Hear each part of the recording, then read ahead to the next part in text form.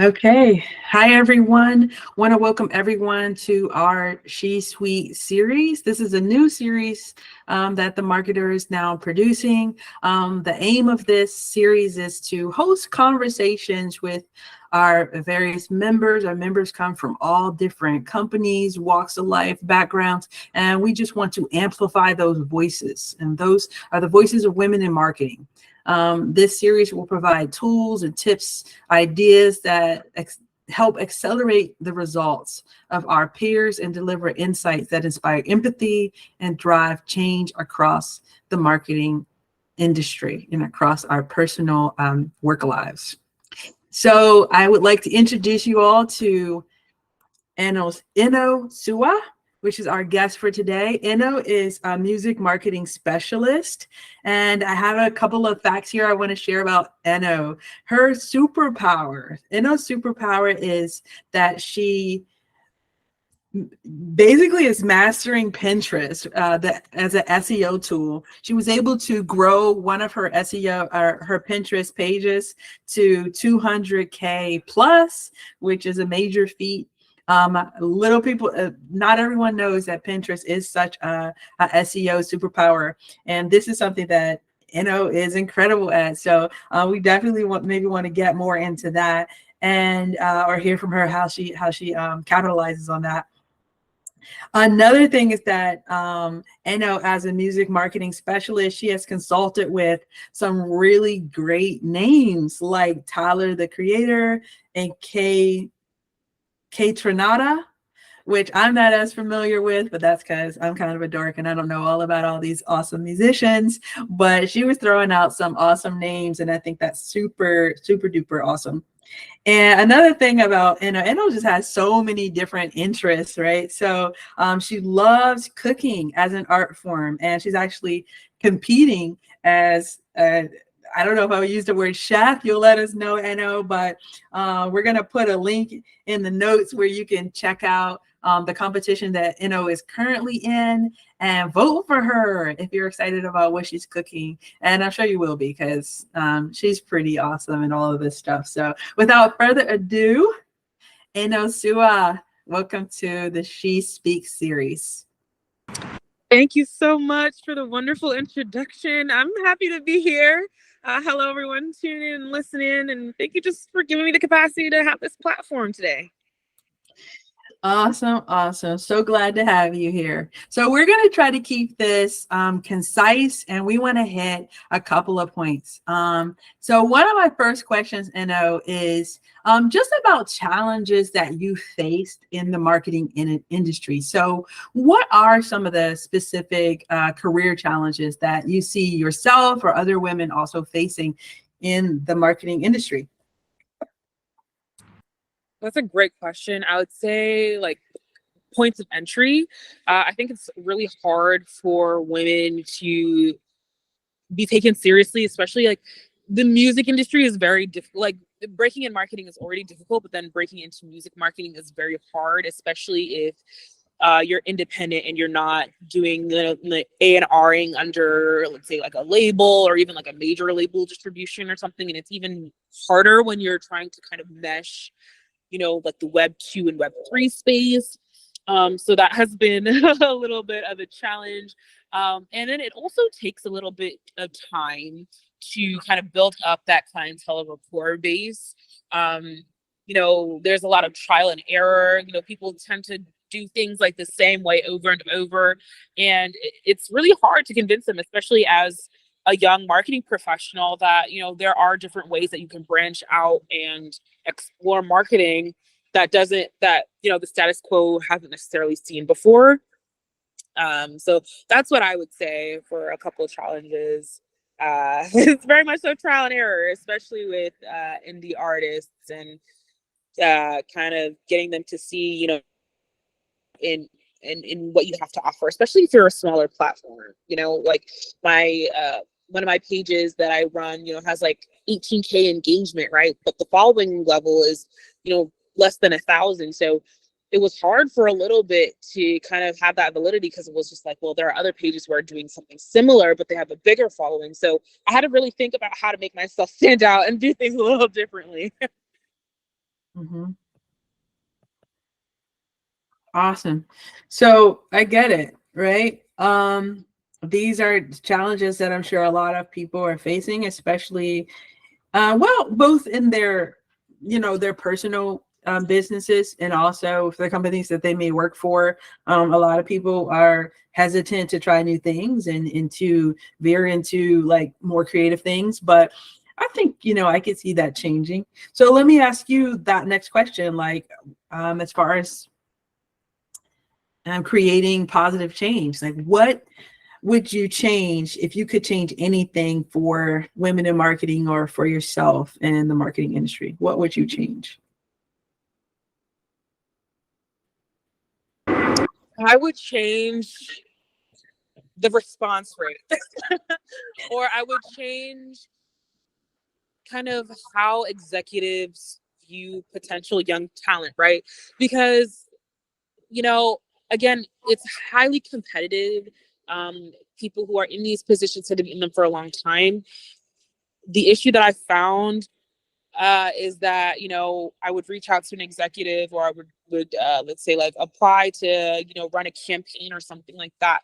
And they would see the value add, but then they would never get back to me. But something that I would consistently recognize is that, they would talk about, you have so much great potential. Like I see like the basically like in the essence of it, I see the value that you would add to being brought on the team, but then they would always bring someone else. So it was always frustrating, like, what is it about, my capacity that's so different from an external person, right? And I would always want that feedback, but then I would never get it. So I was always wondering, like, if this is, kind of my experience, I wonder what other people are experiencing as well as they're trying to, run these campaigns or kind of put their best foot forward, right? Because it's just like you're saying you're looking for, let's say, someone who's authentic in their capacity to do like hip hop discussions or kind of alter our thought processes on how we're viewing, how we're promoting music. And then you'll have that person, show up kind of at your front door and you're just like, I'm not quite sure I'm ready for that, but they won't actively voice that to you. So then it really, if you don't have a strong mentality, if you don't have a strong mindset that you are capable, like overestimating yourself almost, it can really be a downer to say, like, my goodness, like I know what I have to offer, but it seems like no one else has that. So a lot of times, like, you just had to take it. A lot of the opportunities, I just had to like put my best foot forward and say, in my head, I'm already in this position, and that later on allowed for that validity that I was looking for. But it took a long time. I've been doing this for this career pivot has been happening for about a year now, but like vastly accomplished. So it took a long time of behavior change and intentional work and networking and community building. Okay. All right. I hear you. So Eno, so I think that the challenge you're stating, or the change you're mentioning sounds very similar to the challenge. So let me ask you, if you could summarize, like, okay, if the challenge is that there's difficulty in points of entry and convincing people of your potential, when maybe on paper you may look like a less experienced, or someone who doesn't quite have the experience to bring to the table what you're saying you can bring to the table, like they don't have proof of that. What do you think you would recommend as like a change that could help solve for that? I think the issue, and I think the issue for myself is that a lot of times I was overqualified for these positions. Um, so it wasn't necessarily that I didn't have the capacity. It was just like you look at you look at your budget and you look at my CV and you're just like, I don't know if there's a correlation there. But so I think what it did was it forced me to kind of say, well, if no one is going to see the worth that I see myself, then I'm really just going to have to build this for myself. So it did force me to kind of have that entrepreneurial spirit a little bit. And I think with marketing, you don't typically see a lot of like, you kind of see in like the consulting field where people consult on like behavior change or different projects and stuff like that. But it did, I think the change for a lot of people, or the solution, is to kind of diversify the approach a little bit. Look into smaller organizations or smaller firms, or working one-on-one with independent artists, or working one-on-one with signed artists, or just taking a different approach to how you would get that job. Or if you're the type of person that looks for validation in the types of career goals that you have, music is not the place to have your ego stroked, because everyone will tell you that the come up is very difficult. But once you're there and you're kind of set, right? So my recommendation is to understand your worth, understand that your worth is not contingent upon other people seeing it or other organizations, but that there are other ways that you can make it.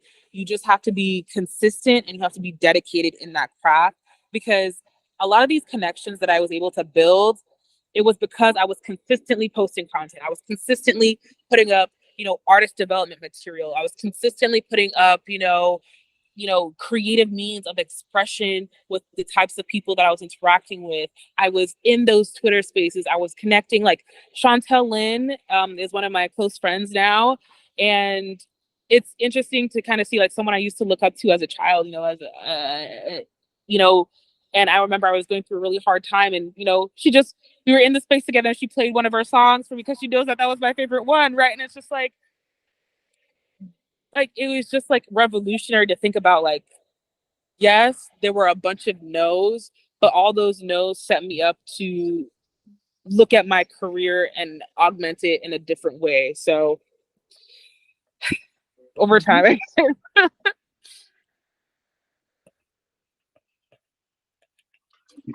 All right. I think that you make a really, really, really good point. And it's one that a lot of people are recognizing, right? Is that if you don't feel like, if you haven't found a place, or even if you have found a company you work for that you're happy with, that there still can be a lot of value in creating your own, building something of your own. So sometimes we call it a side gig or a passion project, and it's that for a moment, right? Until it becomes more than that, right? And that's highly valuable for anyone who has that ambition. So we know that there's no one set path for everybody to follow, but certainly, like, I think a lot of women that I speak to have a daily 9 to 5 kind of job, and also like a passion project, I would call it.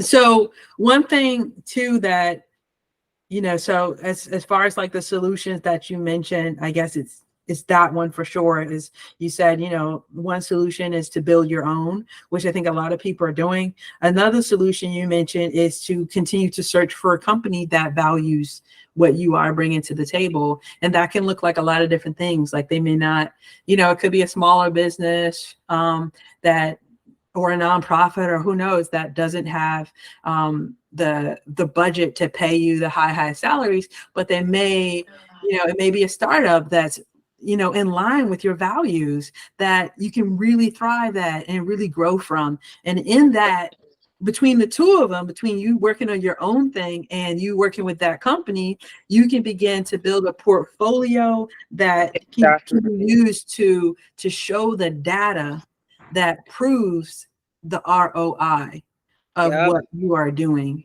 So that's one thing. I mean, this, I always say, it's a great place to live, in a sense, this country, in the sense that we have so much at our disposal. So you can be building your own thing with very little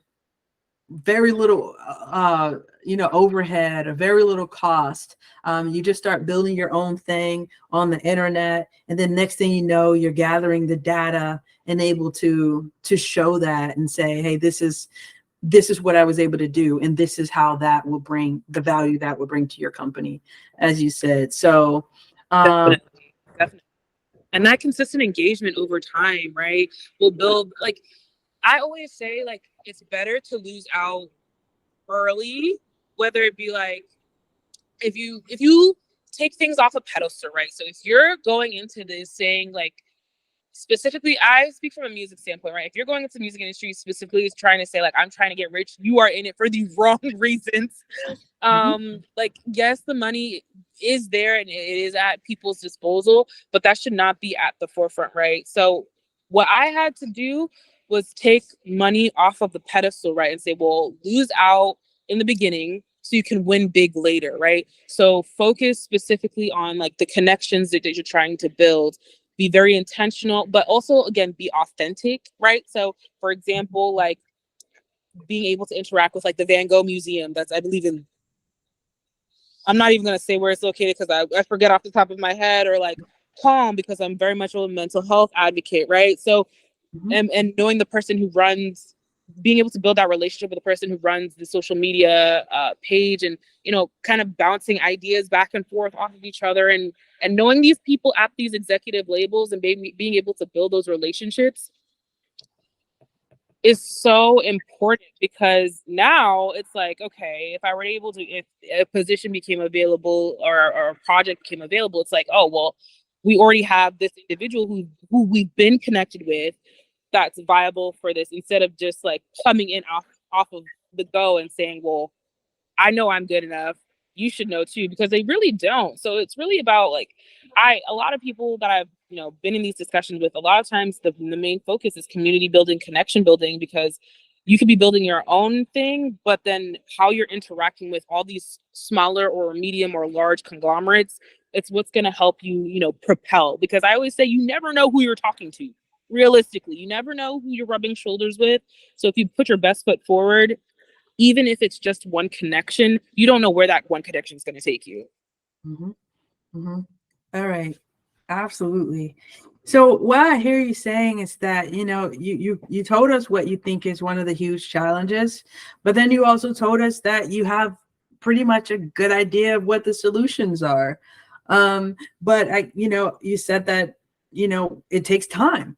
It takes time because, you have to build that data is one thing we said, and also you have to build the right connections. So speaking of connections and, experimentation and getting feedback and, knowing people who could help get you opportunities, I want to ask you, what value do you place on something like a mentorship program, whether that's one-on-one mentorship or a peer-to-peer mentorship? Like, what do you think that a mentorship would help you to better organize your career strategy, to see your blind spots, and maybe even just give you a place to come, if it's once a month or however often, to sit down and take an overview of what you've tried so far, what's worked, how it's worked, and what other options you might try, or what's worked for others. What value would you place on that? I would place a high value on that. Oh my days, because it's so important to have that space singularly to talk about, what's working, what's not working, what's the market trends right now, what are we anticipating coming down the pipeline. And it's also nice to just have that space where you can singularly, uh, you know, have these discussions, talk about, what's working for you, what's not working for you, what's working for person X. And then that can help you kind of trigger different thought processes on, maybe, okay, well, person X said that this worked for them, but that other methodology or modality didn't particularly work. So you can now use that as a reflective capacity to say, well, I've been doing it like this for a little bit of time. Well, let me see how I can adjust it, right? And again, like, with my growth, I would not have been able to do it without mentorship and having other persons who are further along, kind of give me that encouragement, but also that constructive feedback to say, well, you have been doing it this way. Maybe let's think about it a different way a little bit. And I think that has helped with growth. So I would always place high emphasis on, mentorship programs, networking capacities, whether it's more formalized, or even if you're you have that initiative to go find that mentor, which I didn't have the capacity to have like that MarketHER, mentorship program. So I a lot of the times put my best foot forward and did cold outreach to people, which is a little bit terrifying sometimes, but it does set you up for success over time. All right. Well, that sounds awesome. You've answered all of these questions. It's been very conversational. So I don't even feel as much of a need to do a recap at the end here. But what I will do is kind of like share my notes when I publish this recording, so that people can just sort of like have your answers like kind of in stone there.